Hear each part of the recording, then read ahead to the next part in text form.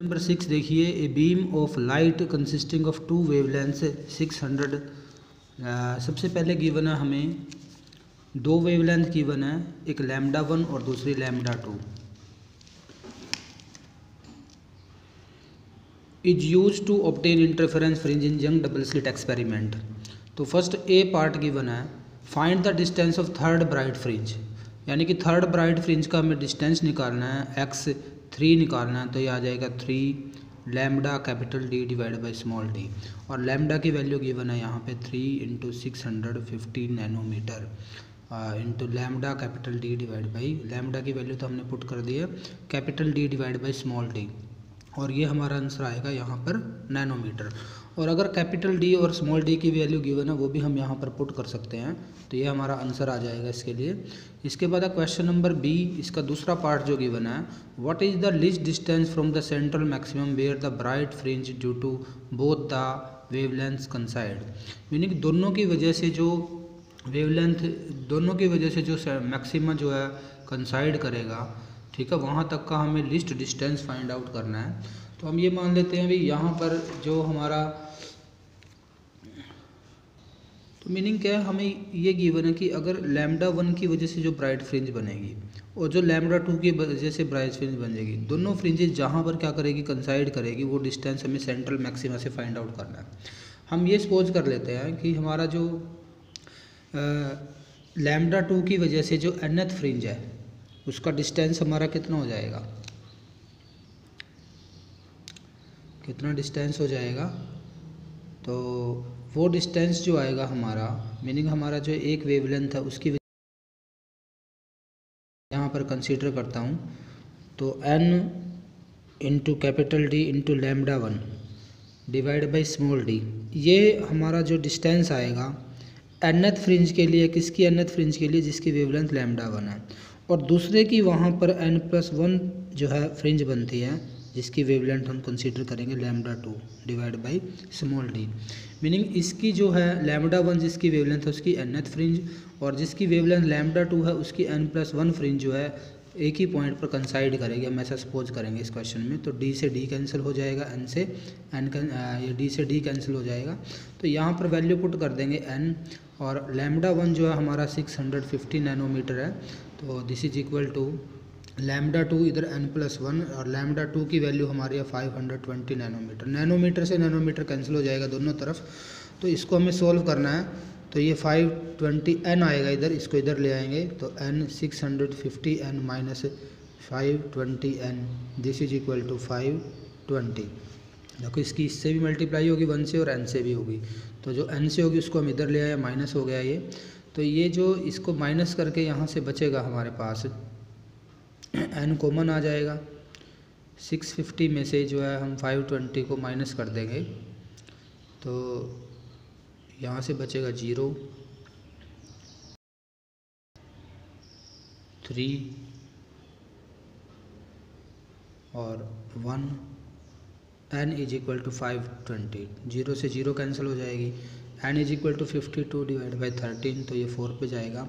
यानी कि हमारी जो वैल्यू आएगी, ठीक है, वो हमें निकालनी है, n की वैल्यू निकाल लिया हमने, किसके लिए n की वैल्यू निकाली है, लैम्डा 1 वेवलेंथ के लिए। तो डिस्टेंस अगर हमें फाइंड आउट करना है फोर्थ फ्रिंज का, तो फोर्थ फ्रिंज का जो डिस्टेंस आएगा हमारा वो कितना आएगा, 4 into lambda capital D divide by small d, ये हमारा डिस्टेंस आएगा यहाँ से।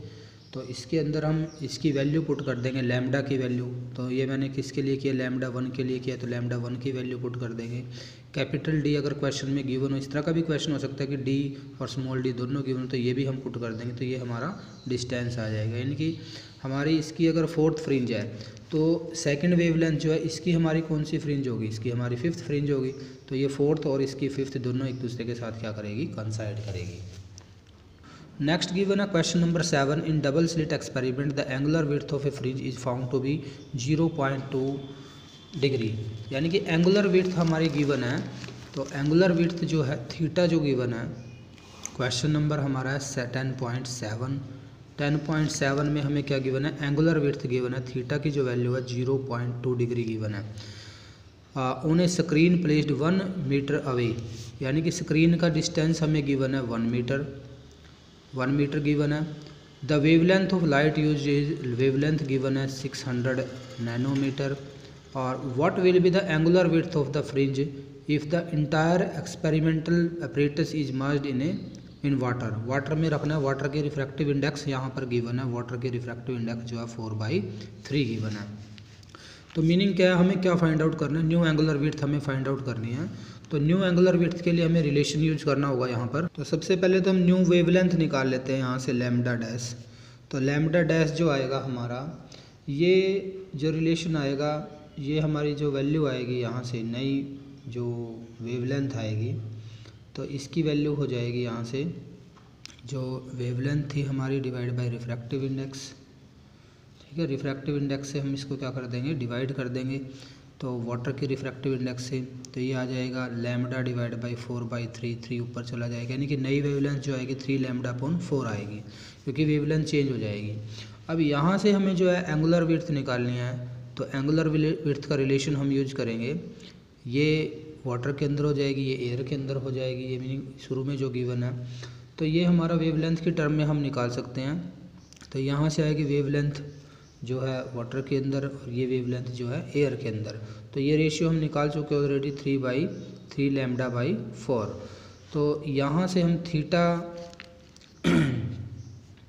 मीनिंग क्या है 3/4 लैम्डा, ये इसकी वैल्यू है, और लैम्डा डिवाइड में लैम्डा से लैम्डा 3/4 आ जाएगा। तो थीटा जो आएगा यानी कि एंगुलर विड्थ जो आएगी this is equal to 3/4 time जो पहले जो एंगुलर विड्थ थी उसका 3/4 टाइम हो जाएगी। तो ये जो हमारा रिलेशन आया है, तो इसको मल्टीप्लाई करके हम निकाल लेंगे 0.15 डिग्री जो है हमारा आंसर आ जाएगा।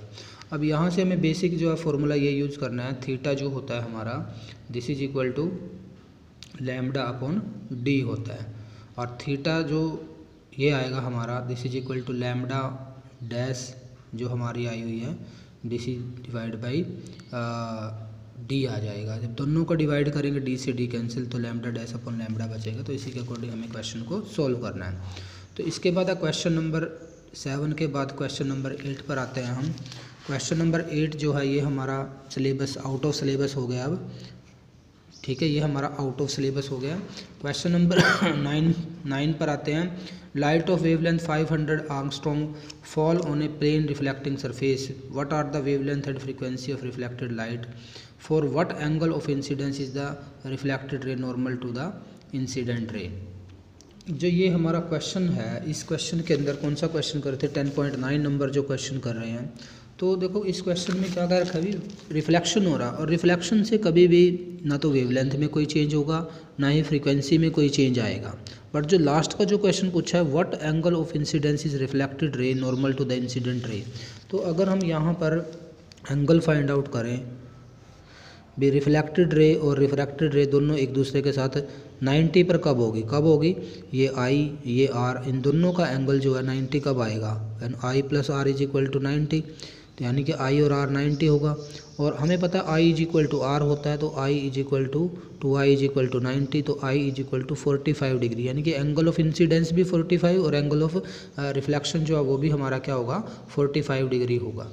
तो इस सिचुएशन में आई और आर दोनों मिलके टोटल कितना आ जाएगा 90 डिग्री आ जाएगा। तो 10th क्वेश्चन हमारा गिवन है, estimate the distance for which the ray optics is good approximation for aperture of diameter 4 mm and wavelength 400 nanometre. देखो यहाँ पर हमारा जो क्वेश्चन नंबर 10 गिवन है, इसमें जो क्वेश्चन में अपर्चर की विड्थ जो गिवन है 4 mm गिवन है, 4 mm मीनिंग 4 इंटू 10 की पावर -3 मीटर, और सेकंड जो है वेवलेंथ है यहाँ पर गिवन है 400 नैनोमीटर, 400 नैनोमीटर यानी कि 400 इंटू 10 की पावर -9 मीटर।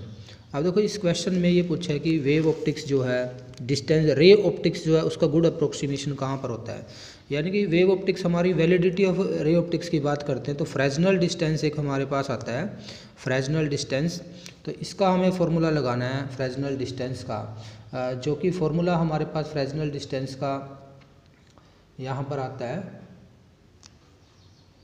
तो फ्रेजनल डिस्टेंस का फॉर्मूला हमारे पास होता है A² divide by lambda, A aperture तो 4 इंटू 10 की पावर -3 इंटू 4 इंटू 10 की पावर -3 डिवाइड बाई 400 इंटू 10 की पावर 9। तो यहाँ से हमें जो है फाइंड आउट करना है।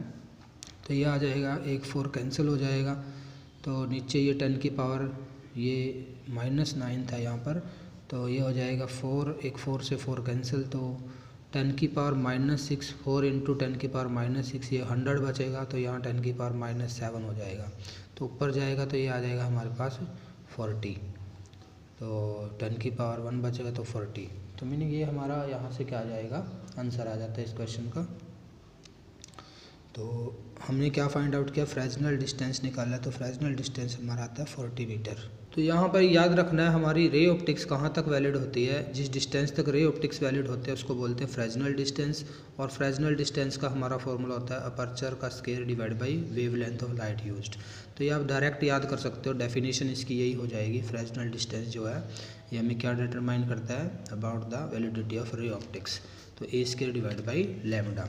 तो मिनिमम डिस्टेंस होता है ये जो कोई लाइट रे ट्रैवल करती है before bending from its path, या जहाँ पर हमारा डायफ्रैक्शन स्टार्ट होता है वहाँ तक का जो मिनिमम डिस्टेंस होता है बिना डेविएशन के जो लाइट ट्रैवल करते हैं उस डिस्टेंस को बोलते हैं फ्रेजनल डिस्टेंस। तो कितना आया यहाँ पर हमारा 40 मीटर जो आया है फ्रेजनल डिस्टेंस आया है।